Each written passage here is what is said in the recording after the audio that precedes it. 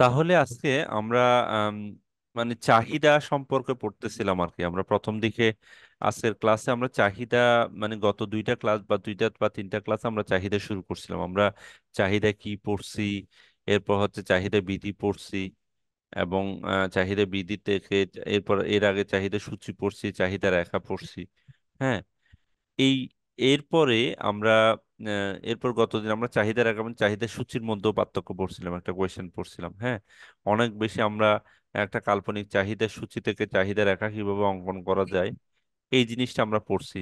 এই জিনিসটাতে কারো কোনো সমস্যা আছে? যে কোনো একটা ইকুয়েশন দিলে বা কাল্পনিক একটা চাহিদা সমীকরণ দিলে সবাই কি চাহিদা রেখাটা আঁকতে পারবা? কারো কি সমস্যা আছে এটাতে? না পারবো স্যার, স্যার। সমস্যা নাই, পারবো। আচ্ছা, স্যার, আমি ওকে। তো প্রথম ক্লাসগুলো পাই নাই, তাহলে এটাকে আমার বোঝা দেওয়ার কোনো সুযোগ নেই?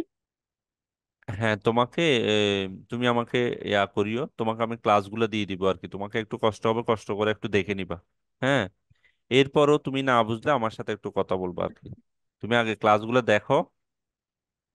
এম, আচ্ছা স্যার। হ্যাঁ, ক্লাসগুলা সবগুলা ক্লাস, আগের ক্লাসগুলা, এরপর আস্তে আস্তে অভ্যস্ত হয়ে যাবা। আর না বুঝলে আমি তো আছি, তুমি আমাকে পার্সোনালি একটু নক দিবা যে ক্লাসগুলো দেওয়ার জন্য, আমি তোমাকে সব ক্লাসগুলো দিয়ে দিব, আগের ক্লাসগুলা। হ্যাঁ, খুব বেশি না।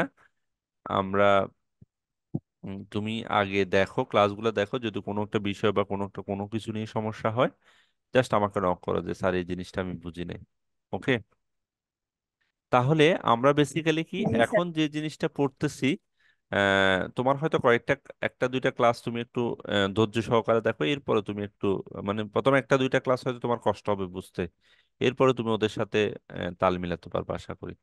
আর তোমার ফার্স্ট কাজ হচ্ছে সবগুলো ভিডিও একটু সময় নিয়ে দেখে ফেলা।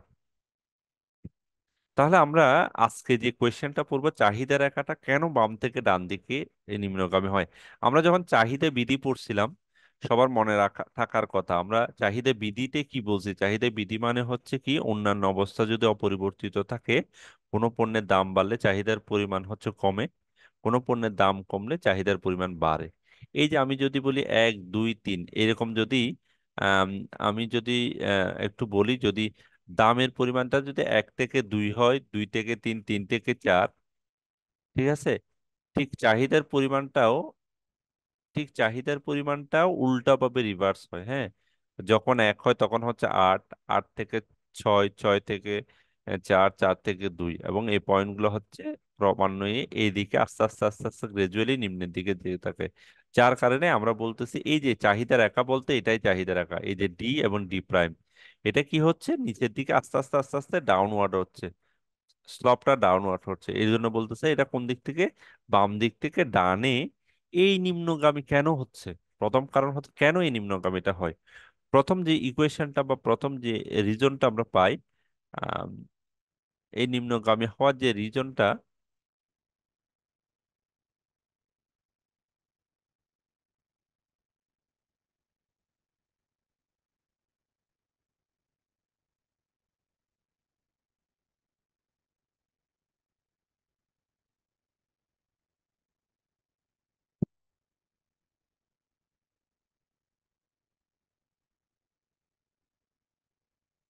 তাহলে আমরা প্রথমে চাহিদা বৃদ্ধি এবং চাহিদা বৃদ্ধির কারণে হচ্ছে যে চাহিদা রেখা পাই, এই চাহিদা রেখাটা ক্রমান্বয়ে নিচে, নিচের দিকে আসতে থাকে। কেন নিচের দিকে বা নিম্নগামী হয়, এর প্রধান যে রিজনটা আমরা আহ, গত ক্লাসে একটু করে আলোচনা করছিলাম। আমরা গত ক্লাসে কয়টা পয়েন্ট বলছিলাম মনে আছে সবার?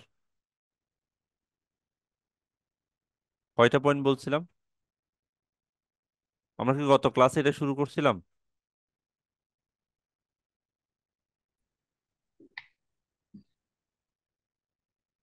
কেউ কথা বলে না আর। ঘটনা কি? স্যার কোনটা? স্যার, আমরা বুঝি নাই আপনি কি বলছেন। আমরা চাহিদা রেখা যে নিম্নগামী হয় এটা কি গত ক্লাসে শুরু করছিলাম? জি স্যার, করছেন, আয় প্রভাবটা পড়াইছেন, বিকল্প প্রভাবটা পড়ান না, এটা অনেক বড় লং, তার জন্য। আচ্ছা, এটাই বলতে যাচ্ছি। তার মানে হচ্ছে কি আমরা আম, একটা জিনিস আলোচনা করছিলাম।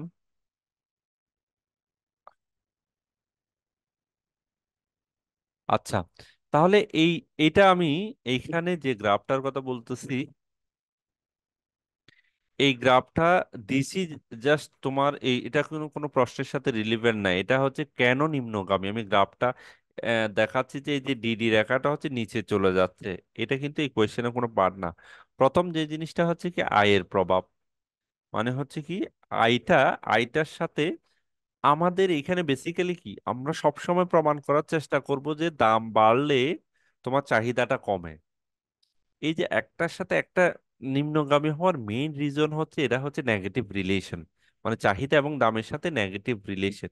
এই নেগেটিভ রিলেশনের কারণেই বেসিক্যালি এটা আস্তে আস্তে মানে একটা বাড়লে একটা কমবে। যেমন যদি আমরা দেখি পণ্যের দাম যদি বাড়ে, ক্রেতার ক্রয় ক্ষমতা বা প্রকৃত আয় কমে যায়, বলে চাহিদার পরিমাণ কমে। তাহলে কি পণ্যের দাম মানে আয়ের ক্ষেত্রে কিভাবে প্রভাব ফেলে? আয়ের ক্ষেত্রে দেখা যায়, আয়ের ক্ষেত্রে আহ, আয়ের ক্ষেত্রে যে জিনিসটা দেখা যায়, যদি ওর কোনো পণ্যের যদি দাম বাড়ে বা দাম কমে, তাহলে এইখানে আমরা একটু করে দেখি যে পণ্যের দাম বাড়লে বেসিক্যালি ক্রেতার প্রকৃত আয় কমে যায়। এটা কেমনে? এই এটার ক্ষেত্রে কেমনে হয় এটা, যে পণ্যের দাম যদি বাড়ে ক্রেতার ক্রয় ক্ষমতা তথা প্রকৃত আয় কমে যায়। এটা এটা কি কেউ কি বলতে পারবা? ফলে চাহিদার পরিমাণ কমে। পণ্যের দাম মানে হচ্ছে কি, যেমন তুমি আগে 100 কেজি, তুমি 100 কেজি ধরো, 100 কেজি, তুমি 100 কেজি চাল, চাল কিনতে তোমার 50 × 100, 50 টাকা করে 5,000 টাকা, 5,000 টাকা লাগতো তোমার। এখন এখন দাম হয়ে গেছে 100 100 100 কেজি, 100 টাকা কেজি, 100 টাকা, 100 টাকা পার কেজি। তাহলে তখন এখন তোমাকে 50 কেজি যদি তুমি কিনতে চাও, তুমি যদি 100 কেজি কিনতে চাও, তাও 100 টাকা 100, তাহলে তখন তোমার দাম হয়ে যাবে কত? 10,000 টাকা। তাহলে তোমার যদি পণ্যের দামটা বাড়ে, তাহলে তোমার ক্রয় ক্ষমতা এমনিই কমে যাবে। তুমি আগে ধরো আয়, তোমার আয় যা ছিল এখন তাই আছে, হ্যাঁ। তাহলে তোমার আয় যা ছিল মানে হচ্ছে তুমি আগে 5,000 চালের বাবদ তুমি 5,000 টাকা খরচ করতে পারতা, এখনো তুমি 5,000 টাকা খরচ করতে পারবা। তার মানে হচ্ছে তুমি চালের জন্য 5,000 টাকা খরচ করতে পারবা। এখন চালের দাম হয়ে গেছে 100 টাকা করে, তাহলে 5,000 × 100 টাকা, তাহলে তখন তুমি কত কেজি কিনতে পারবা? আগের মতো, আগের মতো তুমি তখন কিনতে পারবা কত? 50 কেজি। ক্লিয়ার?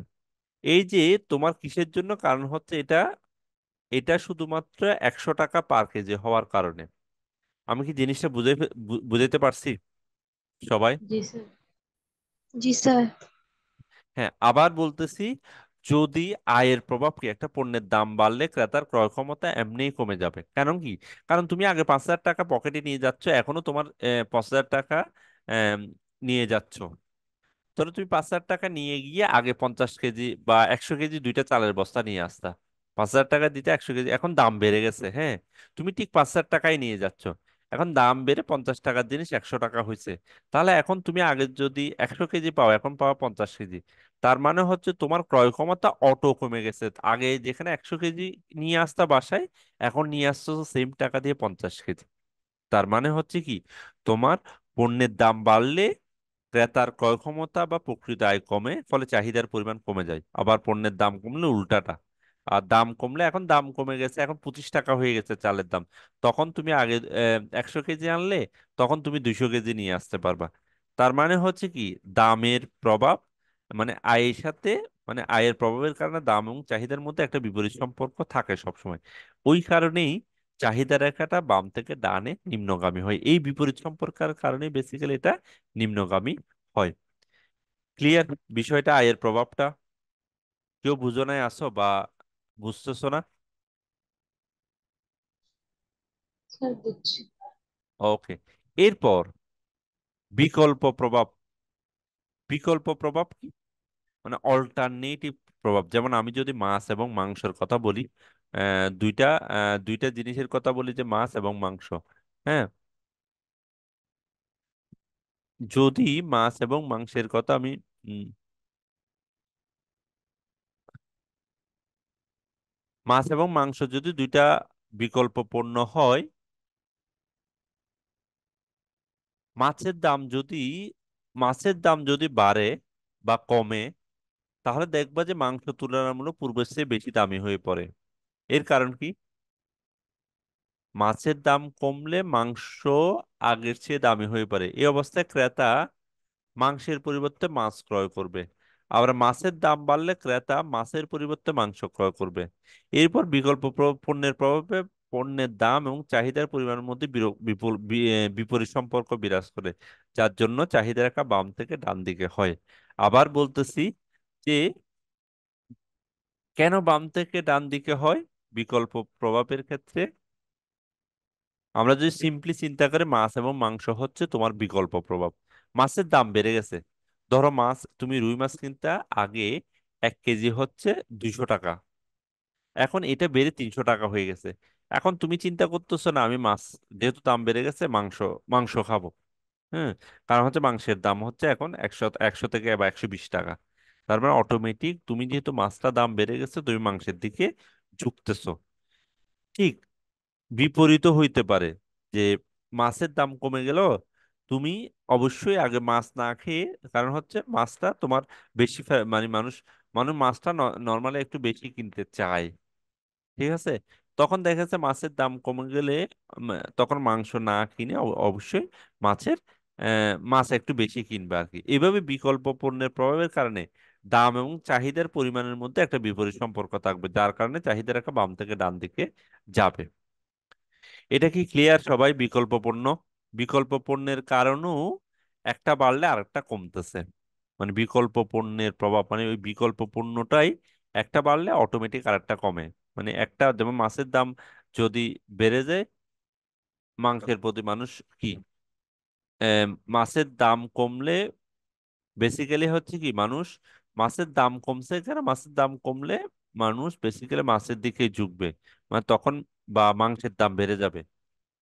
আবার আমি যদি উল্টা করি, যে তখন কি মাংসের পরিবর্তে মানুষ মাছ ক্রয় করবে। এটা কি সবাই বুঝতে পারছো?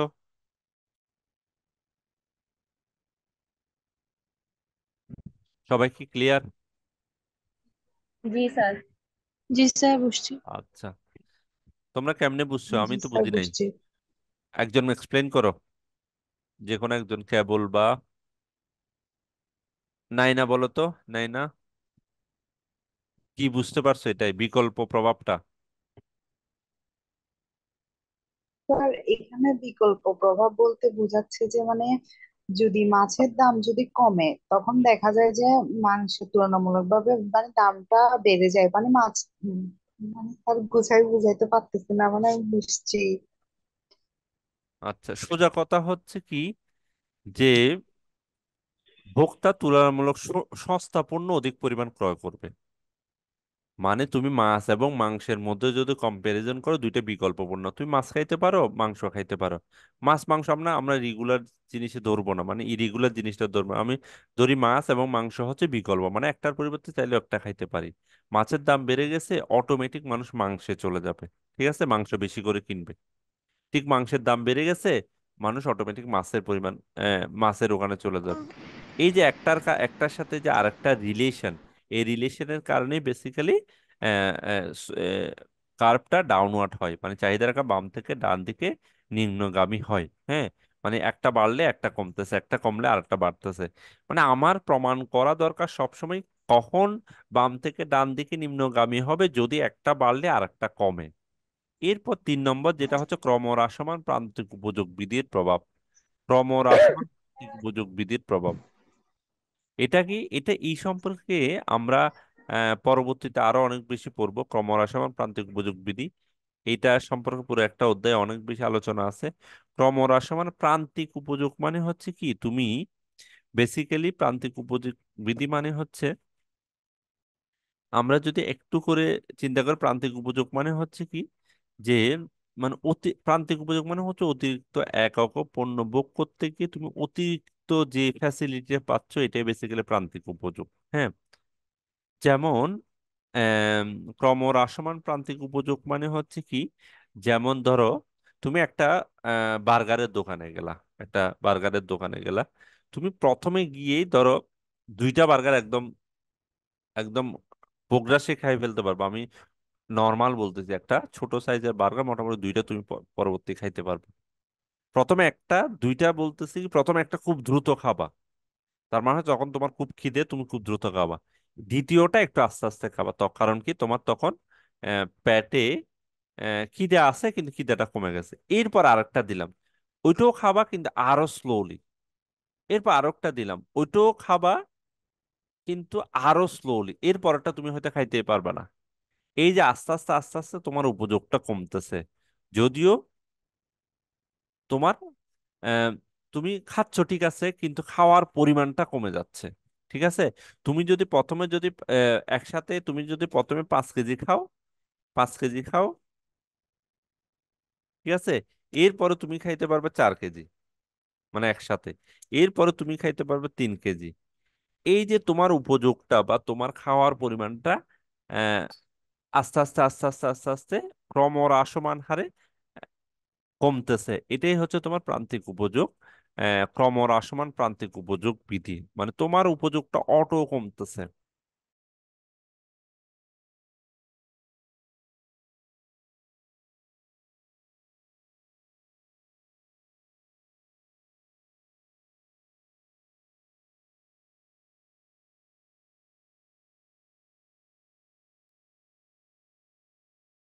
তাহলে এইখানেও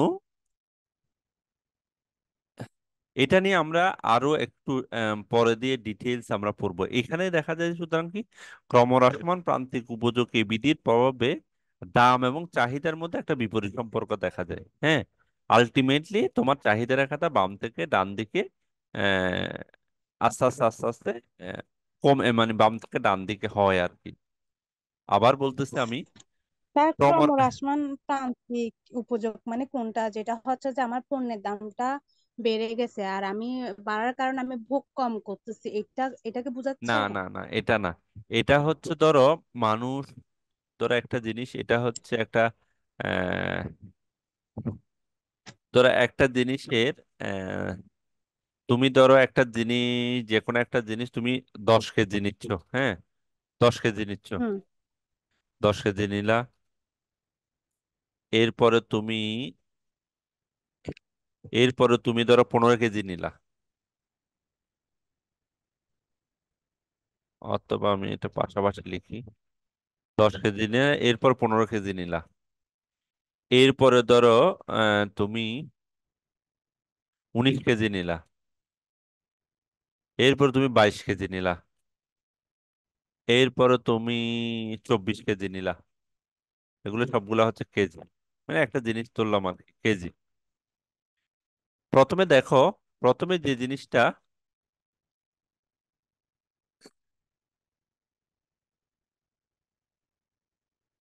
প্রথমে হচ্ছে প্রথমে প্রথমে 10 কেজি নিছো, 10 কেজি থেকে 15 কেজি, প্রথমে কত কেজি বাড়ছে? তোমার 5 কেজি বাড়ছে।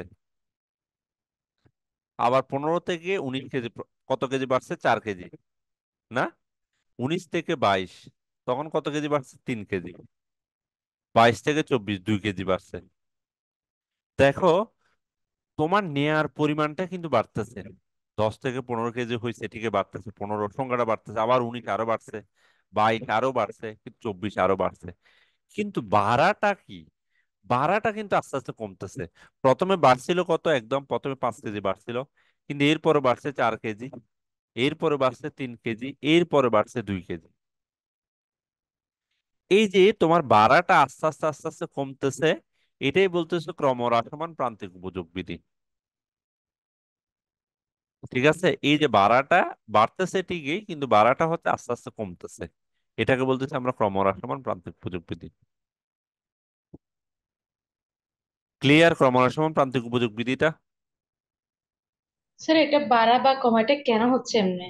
মানে এটা আর এটা বুঝি নাই। ওইটা এটা কেন বাড়তেছে, বাড়া বা কমা, এটা আমি অ্যাজিউম করে নিচ্ছি আর কি। এটা পরে দিয়ে আমরা আরো ডিটেলস পড়বো। মানে আমি এটা একটা সাইড বলছি, মানে আরো একটা সাইড আছে কেন বাড়তেছে বা কমতেছে। মানে হচ্ছে এটা তুমি যে কোনো জিনিস, মানে একটা জিনিসের সাথে আরেকটা জিনিস, অন্য জিনিসটা আমি বলতেছি না আর কি। এটা ক্রমনাগমন প্রান্তিক উপযোগ বিধি, আমরা পুরো আরেকটা অধ্যায়ে এটা সম্পর্কে আরো ডিটেলস পড়বো। তুমি জাস্ট একটু একটু মনে রাখো যে যে এই বাড়াটা, যে এই যে এখানে বাড়তেছে কিন্তু বাড়ার পরিমাণ যে আস্তে আস্তে কমতেছে, এই জন্য এটাকে বলতেছে ক্রমহ্রাসমান প্রান্তিক উপযোগ বিধি। আর প্রান্তিক উপযোগ বিধি মানে হচ্ছে অতিরিক্ত 1 ইউনিট বেশি উৎপন্ন করার জন্য যে পরিমাণ অতিরিক্ত ভোগ করতে হয়, এটাকে প্রান্তিক উপযোগ বলা হয়।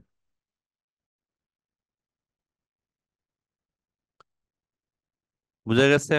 কিন্তু এটা তোমরা ক্লিয়ার না, মানে বিষয়টা আমি বুঝতেছি যে তোমরা ক্রমহ্রাসমান প্রান্তিক উপযোগ বিধিটা আম, আচ্ছা এই পয়েন্টটা একটু থাক।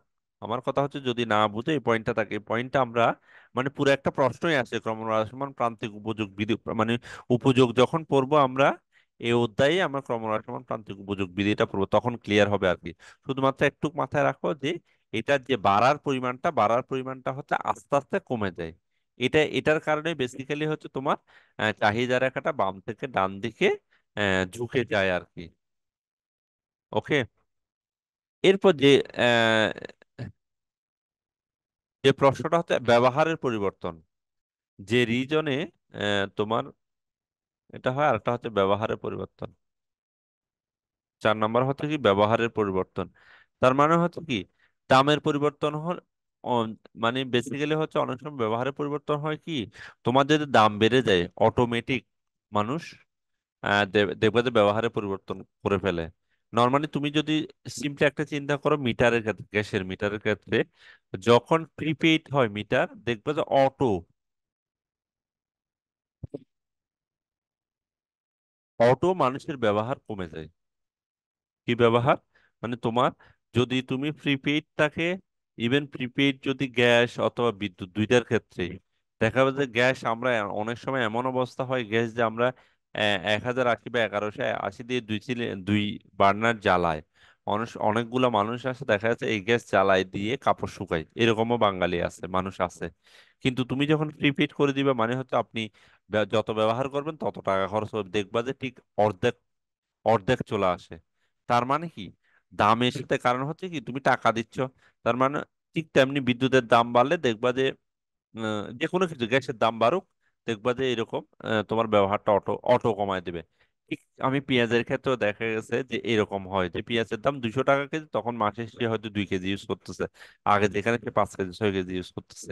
তার মানে হচ্ছে দাম বাড়লে ব্যবহারের পরিমাণ কমে যায়। ব্যবহারের পরিমাণ কমা মানে কি চাহিদার পরিমাণ কমে যাওয়া, তাহলে দাম বাড়লে চাহিদার পরিমাণ কমে। তার মানে এই যে নেগেটিভ রিলেশনটা, ব্যবহারের পরিবর্তনের ফলে আলটিমেটলি চাহিদার পরিমাণ কমে যাচ্ছে। চাহিদার পরিমাণ কমা মানে হচ্ছে কি দাম বাড়লে চাহিদার পরিমাণ কমে, যেটার কারণে তোমার গ্রাফটা ডাউনওয়ার্ড হচ্ছে, বা চাহিদা রেখা বাম থেকে ডানে, ডান থেকে বামে নিম্নগামী হচ্ছে। ক্লিয়ার বিষয়টা?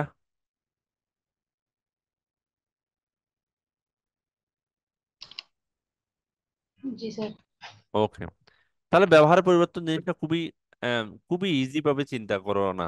যেমন পেঁয়াজের কারণে, পেঁয়াজ যেমন দাম বেড়ে গেলে নর্মালি মানুষ ব্যবহার কমে যায়, তার মানে ব্যবহার কমা মানে হচ্ছে কি চাহিদা কমে যাওয়া, তার মানে আলটিমেটলি কি হচ্ছে দাম বাড়লে চাহিদা কমতেছে, এটা আমার ওই জিনিসটাই হয়ে থাকে।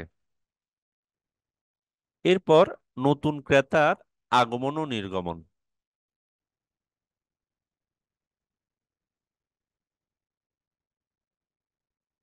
নতুন ক্রেতার আগমন ও নির্গমন, যেমন ধরো কোনো পণ্য, যেমন সিম্পলি একটা জিনিস চিন্তা করো, যারা আগে ইউজ করতো না ওরা এখন ইউজ করে, এটাই হচ্ছে নতুন ক্রেতা।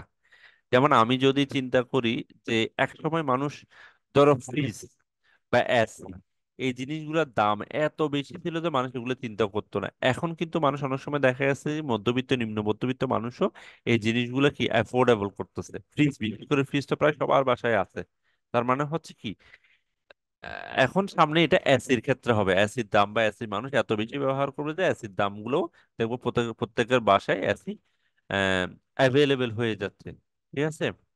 তার মানে কেন, মানে এই দাম, এখানে কি হয়েছে যে মানুষ অনেক বেশি ব্যবহার করতেছে বা নতুন ক্রেতার আগমন ঘটছে বলে দামটা কমে গেছে। তাহলে দামটা কমার কারণে যারা আগে অক্ষম ছিল, যারা আগে ফ্রিজ কিনতে পারতো না, একটা ফ্রিজ যদি 1 লাখ টাকা থেকে 50,000 টাকা হয়, নিশ্চয়ই যারা আগে অক্ষম ছিল তারা এখন কিনতে পারবে। তার মানে ওই কিনলে ওই পণ্যের চাহিদাটা বাড়বে। ওই পণ্যের চাহিদা বাড়লে মানুষ অনেক বেশি পরিমাণ আম, চাহিদা বাড়লে কি হবে, মানে বেশি পরিমাণ কিনবে, তাহলে নতুন ক্রেতার আগমনের কারণেও কি হচ্ছে, বা নির্গমনের কারণেও সেম বিপরীত প্রক্রিয়ার কারণেও চাহিদার দামের সাথে চাহিদার একটা বিষয় জড়িত হয় যখন নতুন ক্রেতার আগমন হয়। আবার বলতেছি, যখন নতুন ক্রেতার আগমন ঘটে মানে হচ্ছে যারা কিনতো না কিন্তু জিনিসটা কিনতেছে, তার মানে হচ্ছে চাহিদা বেড়ে যায় অটোমেটিক। ধরো আগে ফ্রিজ মানুষ খুব উচ্চবিত্তরা কিনতো, বা আমি ধরে নিলাম, বা এসি এখনো আহ, একটু মধ্যবিত্ত বা উচ্চ মধ্যবিত্তরা কিনতেছে। তার মানে হচ্ছে উচ্চ মধ্যবিত্ত বাংলাদেশ বা চিটাং শহরে এদের চাহিদাটা, এদের পরিমাণটাই 10%, নিম্ন মধ্যবিত্ত মানুষের পরিমাণটাই বেশি, 10% বা 50%। তাহলে হয়তো মাসে ওয়ালটনে 10টা এসি হয়তো বিক্রি করতো। এখন কোনো কারণে দাম বেড়ে দাম কমায় দিলে দেখা যাচ্ছে নতুন ক্রেতা অনেক বেশি আসবে। নতুন ক্রেতা আসবে মানে হচ্ছে যদি মিডল ক্লাস বা নিম্ন মধ্যবিত্ত কিনে, যেখানে 15% মানুষ ছিল, এখন যদি এটা 50% মানুষ কিনে, তখন দেখা গেছে যে 10টা থেকে ওর ফ্রিজে বিক্রয়ের পরিমাণ হয়ে যাবে 100টা। তার মানে হচ্ছে চাহিদা বেড়ে যাবে। তার মানে হচ্ছে এই যে দাম কমার সাথে চাহিদাটা বেড়ে যাচ্ছে, মাঝখান থেকে কেন কেন বাড়তেছে, নতুন ক্রেতার আগমন হচ্ছে বলে। ঠিক সেম বিপরীত প্রক্রিয়ার ক্ষেত্রে হয়, নির্গমনের ক্ষেত্রে হয়। তাহলে এখানে যে নতুন ক্রেতার আগমনের কারণে চাহিদার পরিমাণ বাড়তেছে, যেটা আমরা বলতেছি দাম কমার কারণে চাহিদা বাড়তেছে, যেটা আমরা চাহিদা বিধি অনুসারে ঠিক ওই জিনিসটার কারণেই আহ, বিপরীত রিলেশনটা দেখা যায়। বিপরীত রিলেশন মানেই হচ্ছে বাম থেকে ডানে নিম্নগামী হয়। ক্লিয়ার?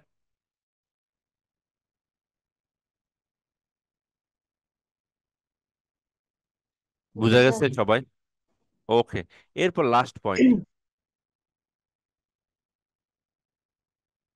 লাস্ট পয়েন্ট হচ্ছে কি, অনেক সময় মানুষ কি অধিক সম্পদ সংগ্রহের প্রবণতা, মানে কি যখন দাম কমে দেখবা যে, ঠিক সিম্পলি আমি আম, সবচেয়ে বেশি উদাহরণ দিই আমার ক্ষেত্রে। যেমন দাম কমলে টমেটো কিছুদিন আগে 10 টাকা ছিল, নর্মালি আমি কখনোই 5 কেজি বা 10 কেজি টমেটো এই এই সময় ছাড়া কখনোই কিনবো না। কারণ কি 10 টাকা হয়েছে, তখন আমি চিন্তা করি এই সময়ই টমেটো খাওয়া যাবে। আর সারা বছর যখন 100 টাকা 200 টাকা কেজি হবে তখন আমি টমেটো খাবো না। তখন আমি কোনো বিশেষ প্রয়োজনে 250 গ্রাম, আধা কেজি, 1 কেজি সর্বোচ্চ নিব। কখনোই আমি 10 কেজি নিব না। এই যে দাম কমছে বলে টমেটো 10 কেজি 10 টাকা হয়েছে বলে আমি 5 কেজি 10 কেজি বাসায় নিয়ে আসছে, তার মানে হচ্ছে এখন বেশি পরিমাণ খাচ্ছি। তার মানে এটা আমি যদি সম্পদ চিন্তা করি যে দাম কমার কারণে আমি অধিক পরিমাণ সম্পদ বা অধিক পরিমাণ টমেটো আমরা সংগ্রহ করে রাখতেছি। এই প্রবণতা থেকে তাহলে অধিক পরিমাণ নিচ্ছি বলতে হচ্ছে চাহিদা বাড়তেছে। তার মানে কেন, আলটিমেটলি কি দাম কমতেছে, আমি অধিক পরিমাণ সংগ্রহ করতেছি, এটা আলটিমেটলি রেজাল্ট হচ্ছে কি চাহিদা বাড়তেছে, মানে আরো অনেক বেশি টমেটো দরকার হচ্ছে, চাহিদাটা বাড়ায় দিচ্ছে আমি। ঠিক আছে? যেটা আলটিমেটলি এটা দাম কমার কারণে চাহিদা বাড়তেছে, যেটা চাহিদা বিধি অনুসারে হচ্ছে, যার কারণে চাহিদা রাখা বাম থেকে ডানে নিম্নগামী হবে। ক্লিয়ার সবাই এই বিষয়টা? ক্রমহ্রাসমান প্রান্তিক উপযোগ বিধিটা আমি পরে দিয়ে তোমাদের এই জিনিসটা আমি মনে করাই দিব, এটা এই জিনিসটা একদম আরো ক্লিয়ার হবে। সবাই কি বুঝতে পারছো চাহিদা রেখা কেন বাম থেকে ডানে নিম্নগামী হয়? যারা একটু নতুন তারা, কারণ হচ্ছে আগে একটু আগের কনসেপ্ট গুলো যাদের ক্লিয়ার নাই তাদের বুঝতে একটু অসুবিধা হবে। তারা একটু পিছনে যারা আছে তারা হয়তো একটু সমস্যা হবে, নিয়মিত যারা বাসায় পড়ছো আগের গুলো তাদের জন্য একটু ইজি হবে আর কি। ক্লিয়ার? সবাই কি ক্লিয়ার? আমি কি নেক্সট প্রশ্নে যাব? জি স্যার। জি স্যার। জি স্যার। বুঝো নাই কেউ আছো? তাহলে আমি রিপিট করবো যদি না বুঝো। কোনো কোনো কিছু বুঝো নাই আসছো? আচ্ছা, ওকে। এরপর আমরা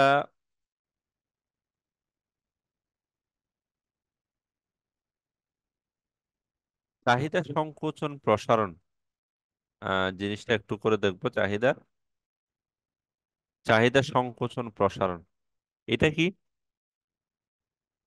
এটা বেসিক্যালি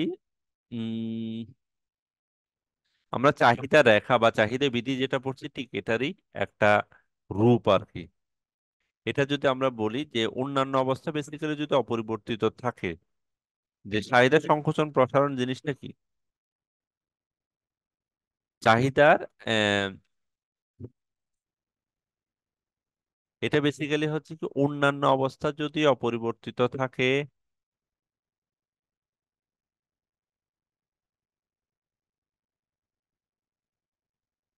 চাহিদা সংকোচন প্রসারণ মানে হচ্ছে অন্যান্য অবস্থা যদি অপরিবর্তিত থাকে। অন্যান্য অবস্থা কোনটা? রুচি, আয়, বিকল্প, দামের পরিবর্তনের ফলে চাহিদার যে পরিবর্তন ঘটে এটা চাহিদা সংকোচন প্রসারণ বলে।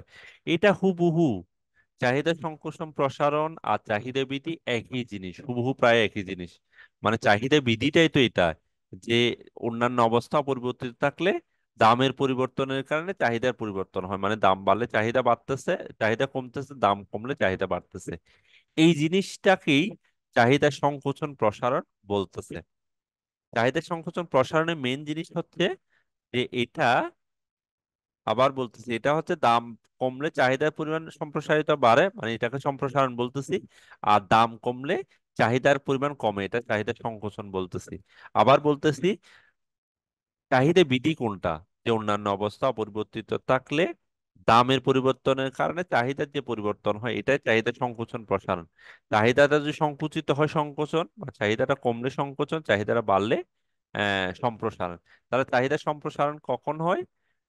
যখন কোনো পণ্যের দামটা কমে যায়।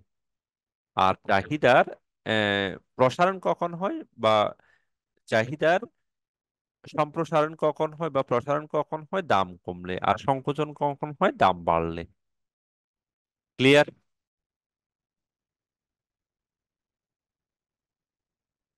তাহলে চাহিদা সংকোচন প্রসারণ কি? আমরা চাহিদা সংকোচন প্রসারণ যদি বলি, সংক্ষেপে যদি বলি, তার চাহিদা বৃদ্ধিটাই বেসিক্যালি চাহিদা সংকোচন প্রসারণ। চাহিদা বৃদ্ধিতে আমরা কি পাই?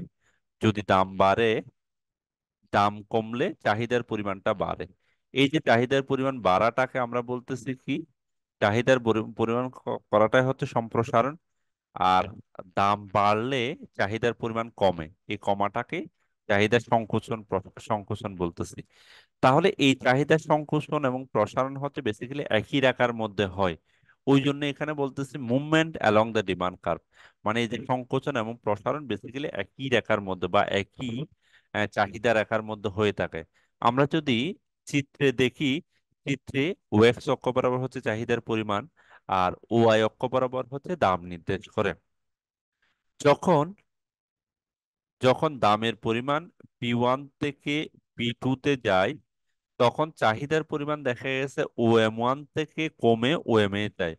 তখন আবার বলতেছি, যখন দামের পরিমাণ ওপি1 থেকে বেড়ে ওপি1 থেকে বেড়ে ওপি2 তে যায়, ওপি2 তে যায়, তখন চাহিদার পরিমাণ কমে ওএম1 থেকে, চাহিদার পরিমাণ কমে ওএম1 থেকে, ওএম1 থেকে ওএম এ চলে আসে।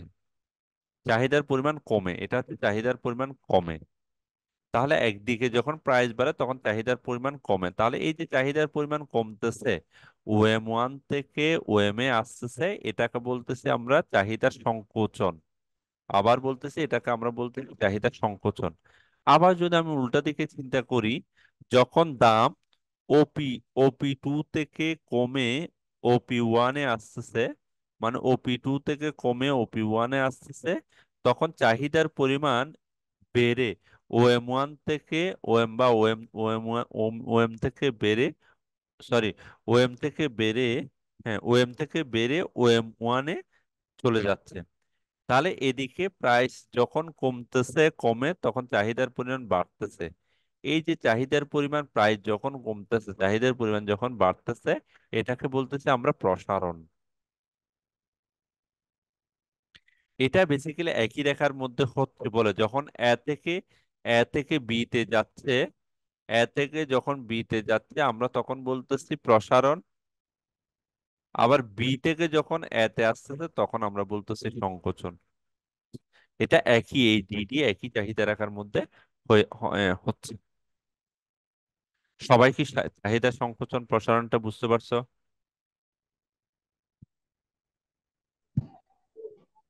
জি স্যার। রাইসা, রাইসা কিছু কি বুঝতে পারছো? জি স্যার। তোমার কনসেন্ট্রেশন কি থাকতেছে, মানে কনসেন্ট্রেশন কি ধরে রাখতে পারতেছো? জি স্যার, পাচ্ছি। আচ্ছা ঠিক আছে, ওকে। তাহলে আমরা চাহিদা সংকোচন এবং প্রসারণ শেষ। এরপর এটার সাথে আরেকটা কোয়েশ্চেন, এটা হচ্ছে চাহিদা হ্রাস বৃদ্ধি। চাহিদার হ্রাস বৃদ্ধি হুবহু একই কোয়েশ্চেন, এটা হচ্ছে চাহিদার হ্রাস বৃদ্ধি। একটা হচ্ছে আহ,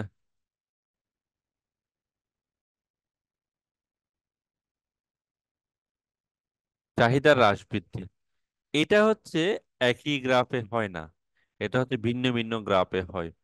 এটা কি, আগে হচ্ছে অন্যান্য অবস্থা পরিবর্তিত থাকতো, এখানে অন্যান্য অবস্থা পরিবর্তিত থাকতো আর দামটা বাড়তো কমতো। আর এখানে হচ্ছে দামটা অপরিবর্তিত থাকবে, অন্যান্য অবস্থাগুলো যেমন হচ্ছে কি আয়, মানুষের আয়, রুচি, বিকল্প ও পরিপূরক পণ্যের দাম, এইগুলো পরিবর্তন হবে।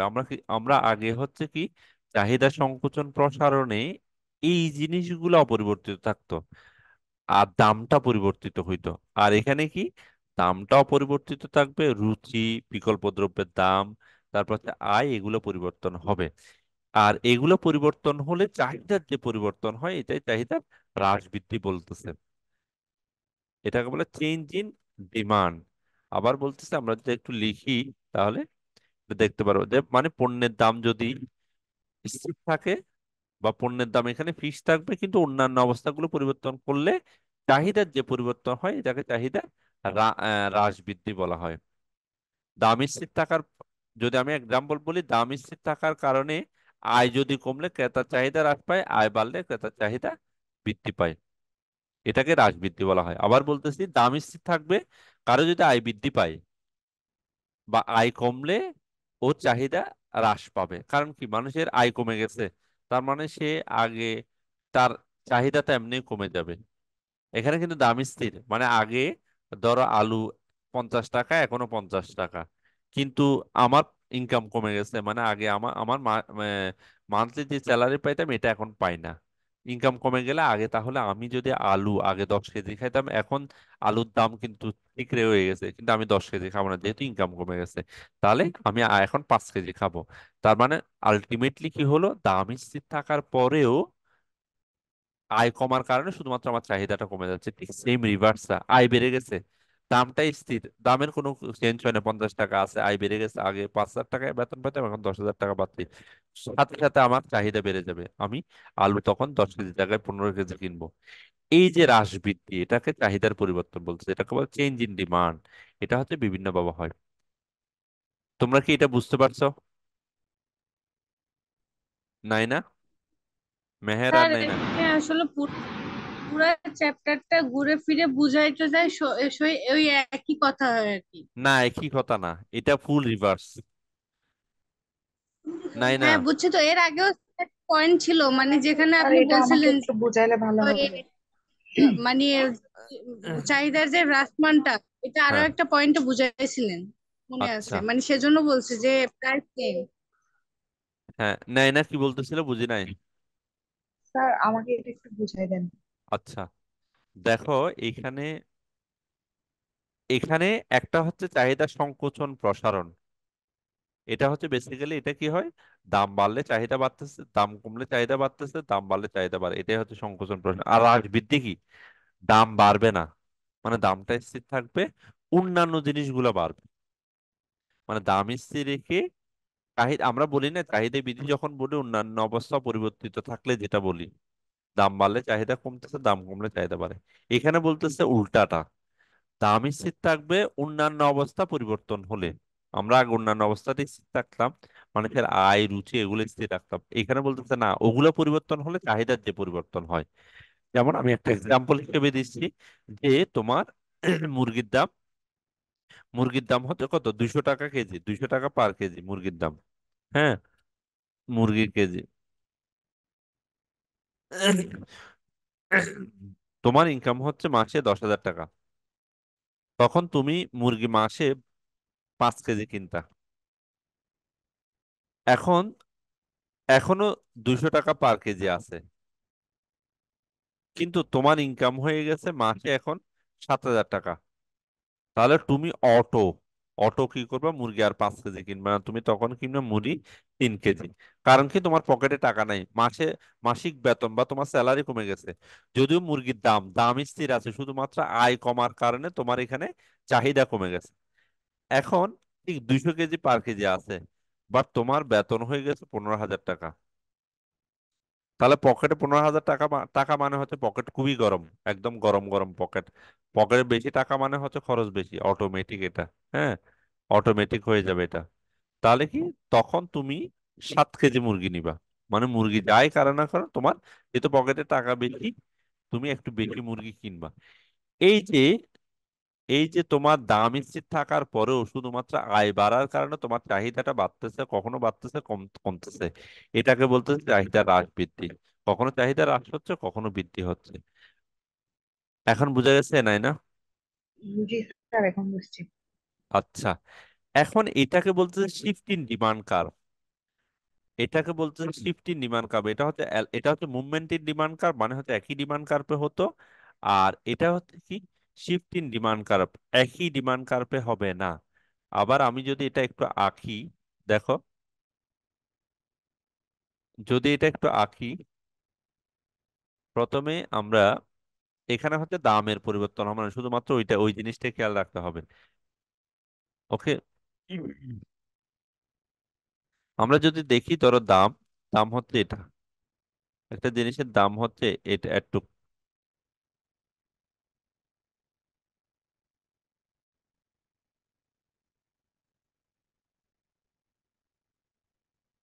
দাম যখন কত, ওএক্স ওএক্স, এটা হচ্ছে তোমার ওএম, আর ওপি হচ্ছে প্রাইস, এটা হচ্ছে দাম, আর এখানে হচ্ছে চাহিদা। ওএক্স অক্ষর চাহিদার পরিমাণ ওএম। যখন দাম হচ্ছে ওপি, তাহলে এই রেখাতে যখন ওপি, তখন তোমার, আমরা জানি চাহিদা রেখা, যদি আমি এখানে ওপি লিখি, এখানে হচ্ছে চাহিদা রেখা হচ্ছে এটা, এটা হচ্ছে একটা চাহিদা রেখা। এখন তোমার কোনো কারণে চাহিদাটা কমে গেছে। কারণ কি, ওই যে আমি বললাম যে ওর দাম ঠিক আছে কিন্তু ইনকাম কমে গেছে। ইনকাম কমে যাওয়ার কারণে ওর চাহিদাটা কমে গেছে, তার মানে হচ্ছে ওর চাহিদা আগে ছিল ওএম পর্যন্ত, এখন এইখানে চলে আসছে চাহিদাটা। তার মানে হচ্ছে ও এইখানে চলে আসছে, চাহিদা রেখাটা এখানে চলে আসছে। তার মানে ওর দাম আগে চাহিদা ছিল ওএম পরিমাণ, এখন ওএম ওয়ান পরিমাণ, মানে কমে গেছে। আগে ওএম পরিমাণ ছিল, এখন হয়ে গেছে ওএম ওয়ান, মানে ওএম থেকে কমে হ্রাস পেয়ে ওএম হয়ে গেছে। তখন প্রাইস কিন্তু ঠিকই আছে, এই প্রাইস ওপিতে রয়ে গেছে। তখন তোমার শুধুমাত্র চাহিদা কমার কারণে তোমার এই যে আগের ডিমান্ড কার্ভ ছিল এটা, এখন ডিমান্ড কার্ভ হয়ে যাবে, ডিমান্ড কার্ভটা এই জায়গা থেকে সরে এসে এইখানে চলে আসবে। ডিমান্ড কার্ভ এই জায়গা থেকে সরে আসে তোমার এইখানে চলে আসবে, যেটা ডি, নতুন ডিমান্ড কার্ভ হবে ডি, ডি প্রাইম। তাহলে এই যে আহ, চাহিদা কমার কারণে ডিমান্ড কার্ভ কমে গেছে, এটাকে বলতেছে চাহিদার সংকোচন। ঠিক সেম সেম যদি আমি প্রসারণটা দেখাই, মানে সেম, তোমার এইখানে, এখানে হচ্ছে একটু, যখন ওপি আর ওএম, তখন তোমার চাহিদার পরিমাণ হচ্ছে এটা,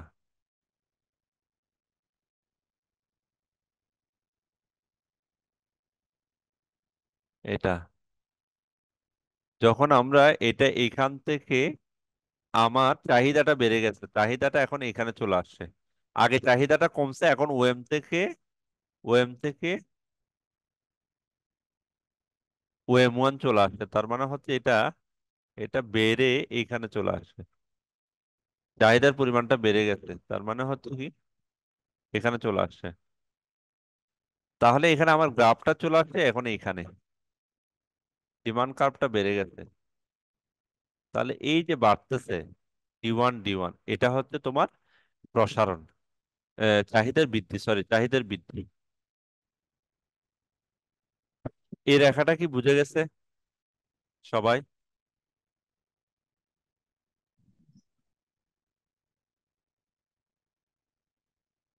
হ্যাঁ স্যার বুঝছি। ওকে। মেহের? আমি বলছি স্যার বুঝছি। আচ্ছা। রাইসা? জি স্যার, বুঝছি। আচ্ছা। ওকে, আমি আবার একটু এক্সপ্লেন করতেছি। যদি তুমি পরীক্ষায় লিখবা প্রথমে এই এই প্রথম উপরের অংশটা তো লিখবাই। এরপরে তুমি যদি এই গ্রাফটা লিখে তোমাকে কি করতে হবে একটু এক্সপ্লেন করে দিব। এক্সপ্লেনটা কি, চিত্রে ওএক্স অক্ষ বরাবর হচ্ছে চাহিদার পরিমাণ, ওয়াই ওয়াই অক্ষ বরাবর হচ্ছে দামের পরিমাণ। যখন দাম হচ্ছে ওপি, যখন দাম হচ্ছে ওপি, ওপি তখন চাহিদার পরিমাণ হচ্ছে ওএম। সরি, চাহিদার পরিমাণ হচ্ছে ওএম। যখন দামের পরিমাণ হচ্ছে ওপি, তখন চাহিদার পরিমাণ হচ্ছে ওএম। কিন্তু দাম অপরিবর্তিত রয়ে গেছে, মানে হচ্ছে দাম ওপি রয়ে গেছে, কিন্তু চাহিদার পরিমাণ, দাম ওপি রয়ে গেছে কিন্তু চাহিদার পরিমাণ কমে ওএম ওয়ানে চলে গেল। তখন ওএম যখন ছিল তখন ডিমান্ড রেখা বা চাহিদা রেখা ছিল ডিডি। আর ওপি থেকে, ওপি ওপি যখন প্রাইস, আর চাহিদা রেখা যখন কমে বা চাহিদার পরিমাণ যখন কমে, ওএম তো ওএম ওয়ান হলো, তখন চাহিদা রেখাটা ডিডি প্রাইমে শিফট করলো। এই যে চাহিদা রেখা ডিডি থেকে ডিডি প্রাইমে শিফট করলে এটা হচ্ছে চাহিদার হ্রাস। ঠিক সেম ওয়েতে তুমি এই বৃদ্ধিটা একইভাবে এক্সপ্লেন করবা। তাহলে চাহিদার দুইটা জিনিস আমরা ইম্পর্টেন্ট পড়লাম, একটা হচ্ছে কি চাহিদার সংকোচন প্রসারণ, চাহিদার সংকোচন প্রসারণ এবং চাহিদার হ্রাস বৃদ্ধি। এই দুইটা জিনিস কি ক্লিয়ার সবার? জি স্যার। জি স্যার। জি স্যার। ওকে। এটা আরো তুমি আরো একটু ছোট করে এই যে লেখাটা এভাবে লিখতে পারো, অনেকভাবে লিখতে পারো, তোমার বইয়ের মতো করেও লিখতে পারো, সমস্যা নেই। তাহলে